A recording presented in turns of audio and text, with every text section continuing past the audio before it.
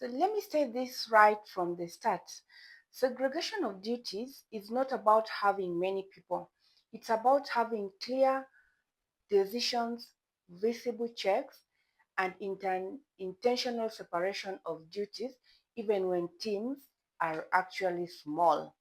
So if you are a non-profit with five, six, or even three people handling the finance functions, and you've been told that you are too small for segregation of duties, then this video is definitely for you.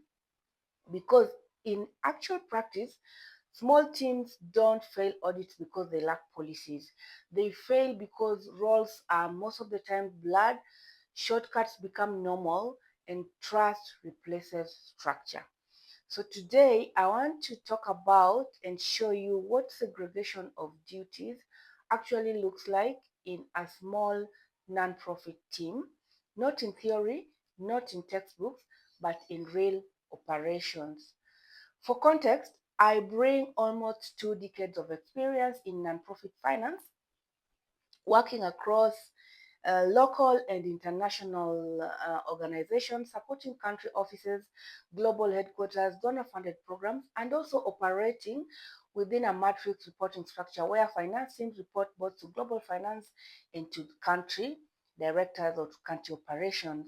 I've supported audits across multiple countries, donor compliance reviews, system implementations, and finance teams that were stretched thin but were still expected to deliver clean.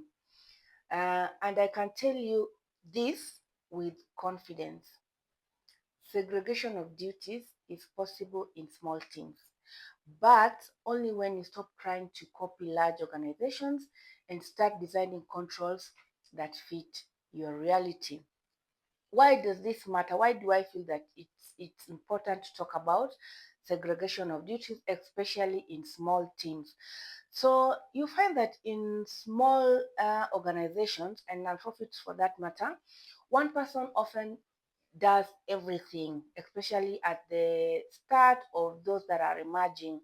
You find that they will be raising requisitions, they will be processing the payments, they will be recording the transactions, they will be doing the reconciliations, and sometimes they will also be expected to even prepare the reports, both for management and for the board.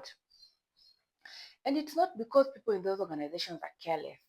I know it's because many of the times the capacity is limited and the expectations are high, and also sometimes the resources are also limited. But here is the risk. When one person controls the full transaction cycle, errors go undetected, irregularities go unnoticed, and accountability becomes emotional instead of structural. As we know, segregation of duties is not about mistrust. It's about protecting people, protecting resources, and protecting the organization's credibility. So let me put it in the simplest form. Segregation of duties means that no single person should control all three of these functions. One is the authorization, who is approving the transactions.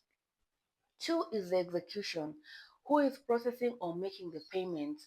And three is the recording and review, that is posting transactions and reconciling accounts and also reporting. So in large organizations, these three uh, functions are actually separate job roles. But in small teams, there are separate responsibilities and not necessarily separate people. I think this distinction is critical and it helps us to see that we don't need more staff in many cases, but we only need intentional role separation, even if it's shared across functions, locations, or reporting lines. So in small nonprofits, I often hear statements like our finance officer does everything, the country director or the CEO trusts the finance team, we have not had anything flagged in our past audit, or we will bring in an external consultant to conduct reviews later. But trust usually is not in control, and after the fact reviews are not preventive controls. So segregation of duties in small teams is about who does what, who reviews what, and when that review actually happens. It's also about leveraging the non-finance roles like program directors, if you have a chief of staff or chief operating officer, the CEO himself, program managers, or even if you have people at your HQ or at your global operations, that that's for those organizations that have country and global presence. And this can be done without necessarily weakening the accountability at the country level. So let's look at the practical models of segregation of duties in small teams. So let's examine practical application one, which I have called the shared responsibility model. So in a small office, here is what segregation of duties can look like. The finance officer prepares payment documents and posts transactions. The country director or the CEO approves payments and bank releases, but does not prepare them. Then you may have a situation where you have a team out of maybe the HQ team, if you are an organization that has country operations and HQ operations. So the HQ finance team will then review monthly reports and reconciliations and the variance reports. Notice what's happening here. No single person is authorizing, executing, and reviewing. Authority is split across roles and not across the headcount.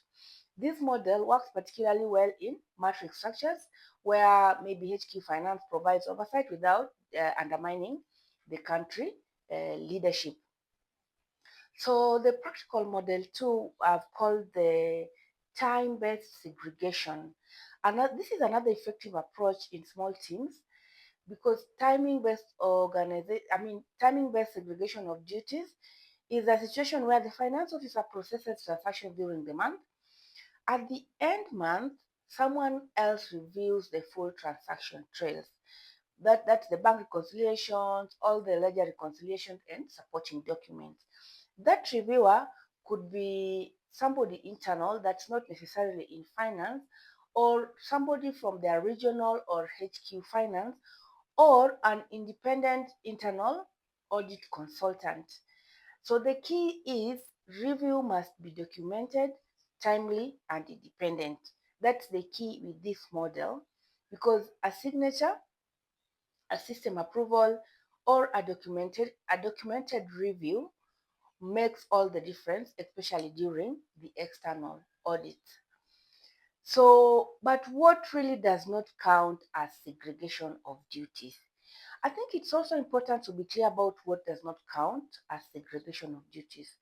Trust, for example, does not count. Verbal confirmations does not count. And we've never had an issue before also does not count. Auditors in most cases are never looking for perfect systems. They are looking for reasonable assurance that errors or misuse would be detected in a timely manner.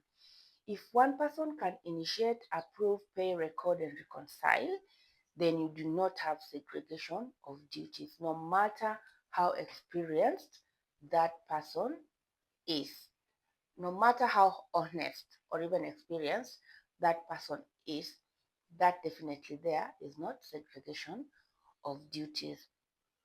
So one important aspect in small teams is the documentation. It becomes one of your strongest controls because this keeps approval trails, system workflows, email approvals attached to vouchers, and review checklists signed monthly. Sometimes people see this as administrative burdens, but I can assure you they are not. These are evidence of control maturity. When auditors, donors, or boards ask, how do you manage segregation of duties with a small team? Your answer should not be verbal. It should be visible in your systems and in your files. So my final takeaway is segregation of duties in small nonprofit teams is not about perfection. It's about intentional design.